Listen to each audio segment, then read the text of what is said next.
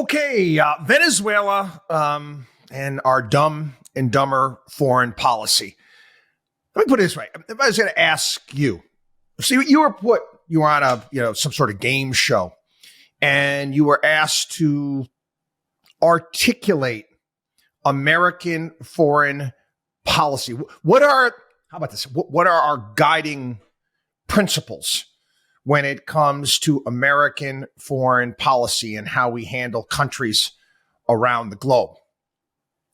How would you answer that? One word comes to mind: chaos. Because that's what it is. It's chaotic. We don't have any guiding principles. It's shoot from the hip. It's perpetual doing the same thing over and over again and expecting different results. I want to talk a little bit about Venezuela. Republican senator from the great state of Florida, Marco Rubio, had a op-ed today in the Wall Street Journal talking about Biden and how he's gone soft on Nicolas Maduro in Venezuela. Again, we told you this was going to happen. We told you this was going to happen. Wasn't that long ago when there was stickers at the pumps here in this country. We had Biden pointing at the price of gas. He said, "I did that." And he did everything and anything he could. It was bad politically to have gasoline prices up where they were. Tapped out, went into the Strategic Petroleum Reserve. Also cut a deal with Venezuela where we lifted sanctions on many things in Venezuela with the promise, Maduro promised that he was going to hold a free election. Pinky promise. It's a pinky promise that he gave us. I mean, did we really think that was going to happen? Maybe they are that dumb, but I'm going to go off on a limb here, and I'm going to say it's none of our damn business what goes on in Venezuela. That's their country. That's again, we've been dealing with Venezuela since, remember Chavez came in late. Was it 98, 99? I can't even remember when. And then there was some supposed coup that we tried to instigate there. I think it was probably 2001 at some point in time. I remember that. And, there's been Chavez, and now he died, and now there is Maduro.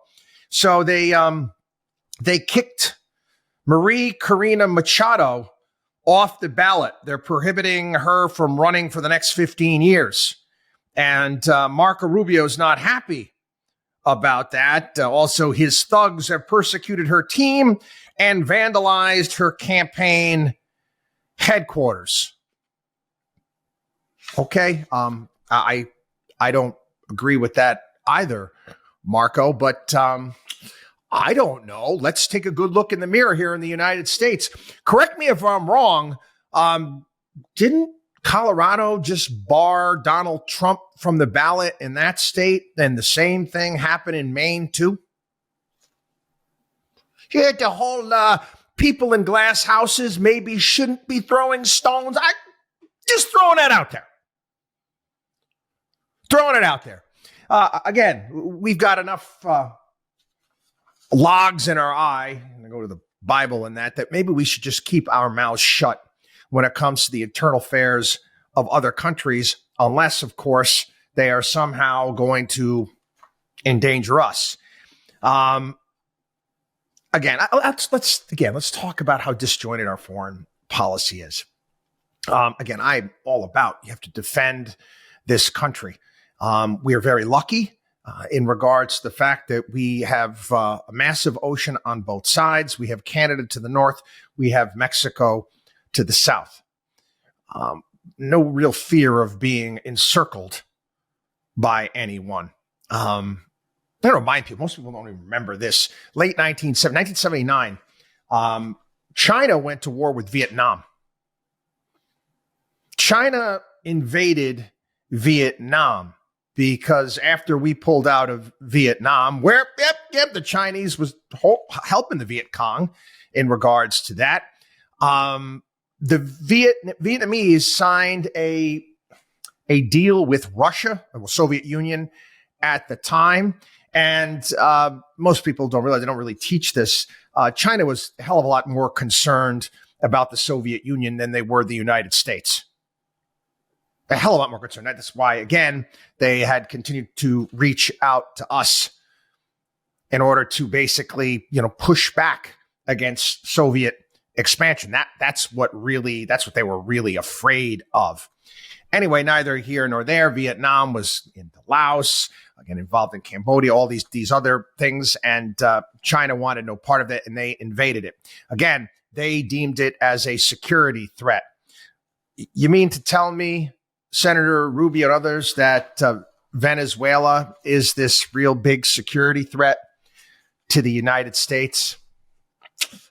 Sorry, I'm not buying it. Right now, the Biden administration put sanctions again on Venezuela's state-owned gold mining company. And I guess he's waiting until April to restore sanctions on oil and gas.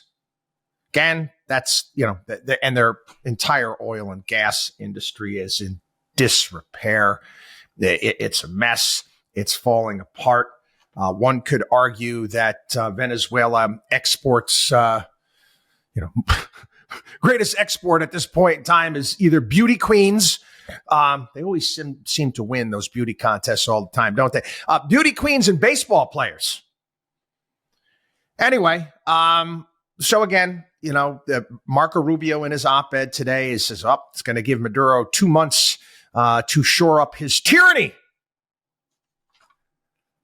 So it's the same damn government that's been there since the late 1990s. Oh, you think this next couple months is going to make him that much stronger? Oh, he's going to be able to sell sanction-free natural gas. Oh, come on already. Come on, Marco.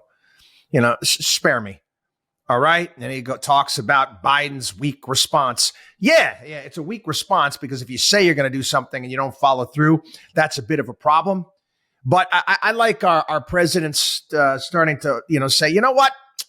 We're not going to mess around the internal affairs of other countries. If the Venezuelan people, this is what they want, it's theirs. If they want to overthrow the government, have at it. Have at it. We did. Yeah, we did, and that's why we're here right now. We overthrew the most powerful military at the time in the entire world, and that's why we're the United States of America. So, I'm just saying, it's none of my business what goes on in Venezuela, and one can make the argument. One can make the argument here. And this is what Rubio says in his article. Because saying that people within the Biden administration with socialist leanings are saying that we're having the migrant crisis, all of these migrants coming in from Venezuela because of the sanctions, not Mr. Maduro's repressive regime. Marco, it could be a little bit of both, big guy. It could be a little bit of both. And he's concerned that, now because of this, Iran, Russia, and China are going to get a foothold in Venezuela. Well, listen, maybe if we were doing business there, and conducting trade with them and not having sanctions, maybe they wouldn't get a foothold there. I mean, correct me if I'm wrong. It's a socialist repressive regime, but we do business with these guys all over the world, do we not? Do we not have, factories and plants set up in China, in Vietnam? I get it. Nothing in whack job land over there in North Korea, but these wonderful sanctions that we've put on countries in our hemisphere, Cuba and Venezuela, is name of two. Can anybody tell me what has been achieved To quote the Super Bowl weekend, the great Bill Parcells, you are what your record says you are. What has been achieved with these sanctions? So Rubio goes on. He says, if we continue to appease Mr. Maduro, our hemisphere will become more dangerous and more anti-American. Marco, do explain. Do explain how our area of the world is going to become more anti-American if we stop putting pressure on these countries. I don't care if they're freaking left-wing loons. Let them, if they want to destroy their own country, let them destroy it, for crying out loud. It's the same feeling I have here in the United States. If the state of California wants to run itself into the ground, have at it. That's your choice. I don't understand why we got to be involved in any of this. I really don't. Again, if it's a national security threat of some way, shape, manner, or form, which we all know Venezuela's not, and they're talking about, well, buddy, he might invade Guyana next door. Well, that's a different story. You just say, hey, listen, don't do that. Or I wouldn't suggest doing that. And again, going back to a non-interventionist foreign policy, do business. Everything else that you guys have tried hasn't worked. It hasn't. You want to spread our way of life, which we're, quite frankly, like I said, we got a lot of logs to remove from our eyes at this point in time. You be that example. You be that shining city on the hill. And then people will say, I want that. I want that. Isn't it amazing? You take a look at China, for example. Take a look. It's world's second largest economy. World's second largest economy. And you don't see people banging down their doors, migrants to get in. The only ones that would actually do that if they could would be North Koreans, because, it's less oppressive than it is there. It's so great over. I mean, for crying out loud. I mean, if China, you want to fix your economy. You got all these empty housing units. We've talked about this on the podcast. Make us say, hey, you know what? We'll take all of these migrants that are coming up through Mexico. We'll bring them here to China and have them come over here. You think they're going to go there? Just set an example. Okay? This entire nonsensical neocon crap that's been shoved down our throats for years in both the left and right. Where's it gotten us, huh? Dumb and dumber. Elephants, donkeys. WatchDog on WallStreet.com.